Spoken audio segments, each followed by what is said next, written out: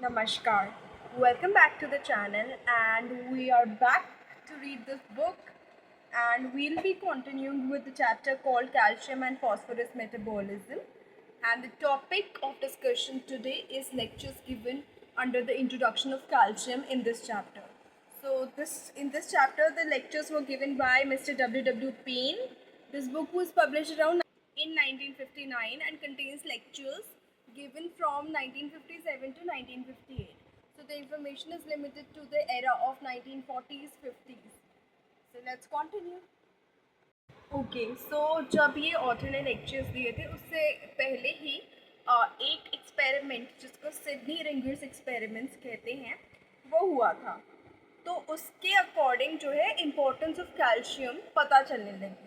अब Sydney Ringer's experiment क्या था? सिडनी रिंगर्स एक्सपेरिमेंट में बेसिकली ये चेक किया गया था कि ब्लड कॉन्स्टिट्यूएंट्स का इफेक्ट हार्ट के कॉन्ट्रैक्शंस पे क्या होता है।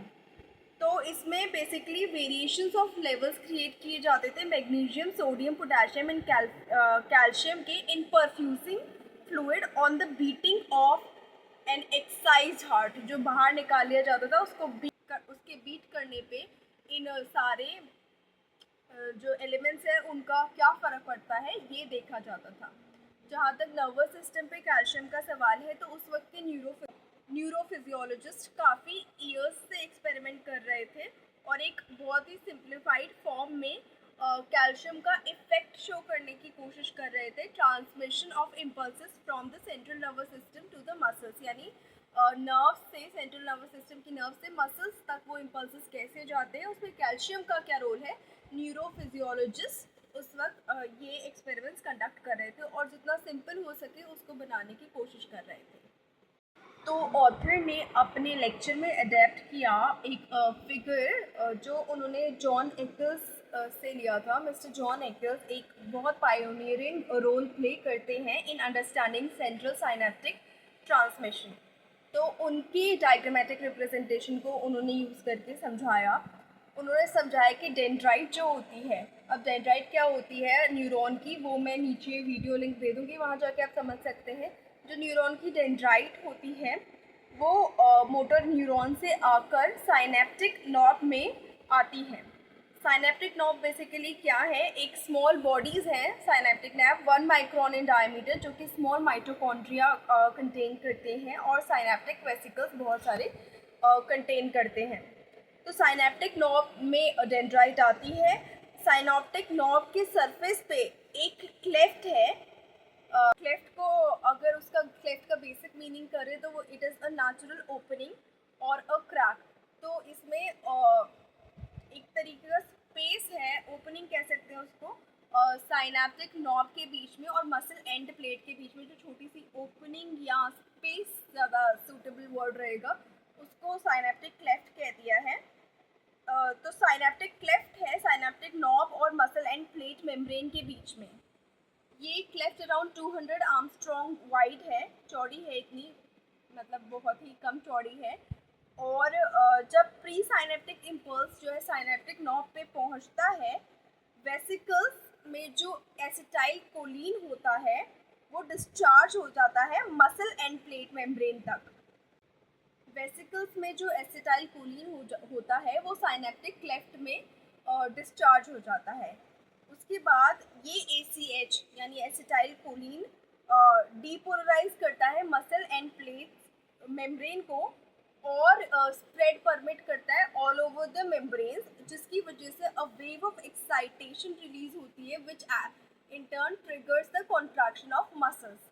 ये एक्सप्लेनेशन उन्होंने with the help of John Eccles diagrammatic representation दी है। अब ऑथर ने साथ साथ ये भी एक्सप्लेन किया कि ये ACH एक्चुअली आता कहाँ से है, यानी एसिटाइल कोलिन कहाँ से होता है। तो मेटाबॉलिक पाथवे होती है एक सिनेप्टिक नॉब में या साइनेप्टिक नॉब में एक मेटाबॉलिक पाथवे होती है जिसमें सिंथेटिक प्रोसेस होता है जो प्रोड्यूस करता है नॉन अवेलेबल ACH, यानी अभी वो अवेलेबल नहीं है। उससे एक स्टेडी रेट पर आगे प्रोड्यूस होता है अवेलेबल ACH और एसिटाइल कोलिन। ये अवेलेबल ACH जो है लिबरेट होता है एज फ्री ACH और फ्री एसिटाइल कोलिन। अब ये फ्री एसिटाइल कोलिन जो है it is broken down by कोलिनेस्टेरेज।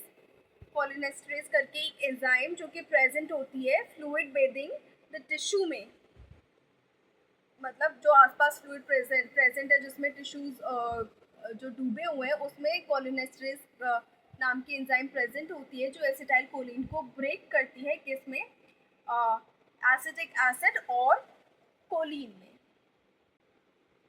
अब ये कोलिन जो है रीसिंथेसाइज होता है to form available acetyl choline in the cell और एसिटिक एसिड जो है मेटाबोलाइज होता है आगे। अब जब प्री साइनेप्टिक इम्पल्स या pre synaptic nervous impulse absent होता है या प्रेजेंट नहीं होता तो spontaneous ejection of quanta of ACH होता रहता है, मतलब कि छोटे छोटे पैकेट्स एसिटाइल कोलिन के निकलते रहते हैं और वो इसलिए निकलते हैं क्योंकि एक steady rate of production of available ACH होना चाहिए from the non available ACH। ये एक्सप्लेनेशन उस वक्त दी जाती थी। उसके बाद एक और भी ज़्यादा डिटेल स्टडी इस साइकिल के ऊपर करी गई जो ऑथर ने इस लेक्चर में प्रेजेंट की है कि प्री साइनेप्टिक इम्पल्स या फिर एक्सेस ऑफ पोटेशियम आयंस की वजह से जो नर्व टर्मिनल है वो डीपोलराइज होता है। तो जब डीपोलराइजेशन होती है तो बहुत सारे साइनेप्टिक वेसिकल्स रिलीज होते हैं जिनमें ACH होता है। ये जो simultaneous ejection of many synaptic vesicles हो रहा है ये कुछ ड्रग्स की प्रेजेंस से इफ़ेक्ट हो सकता है। जो डीपोलराइज नर्व टर्मिनल्स और इजेक्शन ऑफ ACH है वो बेसिकली कुछ ड्रग्स की वजह से इफ़ेक्ट हो सकता है सच एज क्यूरेट, लेकिन उससे भी ज़्यादा इन पर्टिकुलर ये इफ़ेक्ट होता है levels of calcium, magnesium and also of hydrogen ion concentration. Depression in release और या फिर ejection of ACH in synaptic vesicles or with synaptic vesicles can be caused by deficiency of calcium ions or by excess of magnesium ions or by an increase in pH।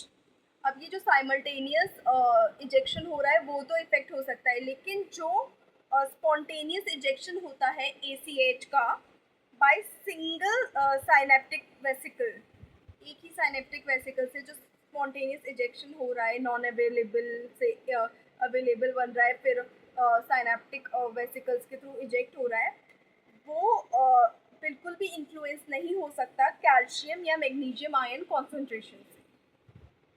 जो ACH के यानी acetyl choline के effects हैं muscle end plate membrane पर वो influence नहीं होते bye changes in calcium और मैग्नीशियम, लेकिन कैल्शियम के अपने इफ़ेक्ट्स ज़रूर रहते हैं, जैसे कि हाई कैल्शियम कॉन्सेंट्रेशंस होने पर चेंज इन पोटेंशियल हो जाता है और साथ में कोई मसल कॉन्ट्रैक्शन वहाँ पे नहीं होता। मेम्ब्रेन जो है स्टेबलाइज होती है कैल्शियम आयन से और डिक्रीज इन कैल्शियम आयंस की वजह से reduction of stability of membrane ज़रूर पाया जाता है। जब मेम्ब्रेन की स्टेबिलिटी रिड्यूस हो जाएगी तो उसके साथ साथ हमें देखने को मिलेगा कि एक greater ease of the spread of potential change over the whole end plate भी देखा जाता है कि आराम से वो पोटेंशियल चेंज पूरी प्लेट पे स्प्रेड हो जाएगा। डिक्रीज ऑफ कैल्शियम की वजह से stability is lost and spontaneous waves of potential change will occur, जिसकी वजह से स्पॉन्टेनियस मसल ट्विचेस देखे जा सकते हैं। जब कैल्शियम लेवल्स इंक्रीज हो जाएंगी तो मेम्ब्रेन जो है ओवर स्टेबल हो जाएगी और it becomes incapable of transmitting wave of excitability. इससे ये देखा जाता है जो कैल्शियम लेवल्स का है जो दो स्टेजेस में दो ऑपोजिट इफेक्ट्स होते हैं इन ट्रांसमिशन ऑफ नर्व इम्पल्सेस, यानी जब कैल्शियम लेवल डिक्रीज हो जाता है पहली स्टेज में तो वो डिप्रेस कर देता है सेंसिटिविटी को, और दूसरी स्टेज में जब कैल्शियम लेवल इंक्रीज हो जाता है तो वो sensitivity of muscle plate membrane को इंक्रीज कर देता है। तो इस वीडियो में इतना ही। नेक्स्ट वीडियो में हम और डिटेल में समझेंगे role of calcium in neural processes जो इस लेक्चर में दिया गया है। And thank you so much for watching this video. Please like the video, share the video, subscribe to the channel, and please share your opinions in the comment section. Thank you so much. Take care. Bye bye.